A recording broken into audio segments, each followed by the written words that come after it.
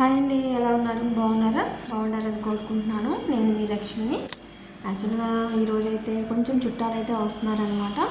So దానికోసం అని చెప్పి వాళ్ళలో వెజ్ తినేవాళ్ళు ఉన్నారు, నాన్ వెజ్ తినేవాళ్ళు ఉన్నారు. సో దేవుడికి అయితే దండం పెట్టేసుకుని పప్పు మామిడికాయ అయితే కూర వేస్తున్నాను అనమాట. వెజ్లో నేను పప్పు మామిడికాయ టెంకి కూడా పప్పులో వేసేస్తాను. తర్వాత బాయిల్డ్ అయిపోయిన తర్వాత తీసి పక్కన పెట్టేస్తాను. కానీ మీలో ఎంతమందికి అలవాటు ఉందైతే చెప్పండి. చాలా వెనకటి వాళ్ళు అయితే అట్లా చేసేవాళ్ళు అనమాట. అమ్మమ్మలు నాయనమ్మలు పప్పు మామిడికాయ కూరలు అలా టెంకితో సహా పప్పులో వేసేసేవాళ్ళు.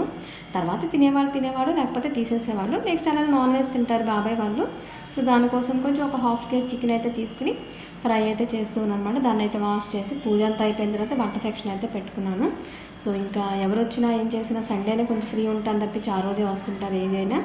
సో ఇదైతే ఫ్రై చేశాను. ఫ్రై చేసేటప్పుడు కంపల్సరీగా రసం అయితే ఉండాలి కాబట్టి షూర్గా ఇంకా ఒక స్టవ్ మీద అయితే రసం అయితే నేనైతే కొంచెం వెనకటి స్టైల్లో డిఫరెంట్గా అయితే చేస్తాను. చికెన్ ఫ్రై మీరంతా ఎట్లా చేస్తారో కానీ నేనైతే చికెన్ ముక్కలు, ఆనియన్స్ అండ్ అల్లం వెల్లుల్లి పేస్ట్ అన్నీ కలిపి ఒకేసారి స్టవ్ మీద అయితే మూకుట్లో కలిపి అయితే పెట్టేసేస్తానమాట. ఇప్పుడు మీరు చూస్తున్న విధంగా డిఫరెంట్గా కాకుండా దాని అలా సిమ్లో అయితే స్టవ్ మీద పెట్టేసేసి ఇంకా అలా డీప్ ఫ్రై అయ్యే వరకు కూడా అలా సాల్ట్, ఉప్పు, కారం అవన్నీ వేసుకుని అలా తిప్పుతూ ఉంటానన్నమాట. ఇంకా చాలామంది ఏం చేస్తారంటే ఫస్ట్ బాయిల్ చేసి డీప్ ఫ్రై చేసుకోవడం, లేకపోతే ఆనియన్స్ లేకుండా ఓన్లీ మసాలా పట్టించి ఫ్రై చేయడం మీద రకరకాలు చేస్తుంటారు.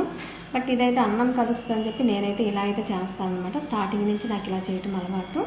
సో ఇందులోనే సాల్ట్ మనకు సరిపడా కొంచెం ఫ్రై అయిన తర్వాత అండ్ కారం అదేసి ఇంకా అలా తిప్పుతూ ఉంటే ఆనియన్స్ ఉంటాయి కాబట్టి కొంచెం గుజ్జు కూడా ఉంటుంది మనకి.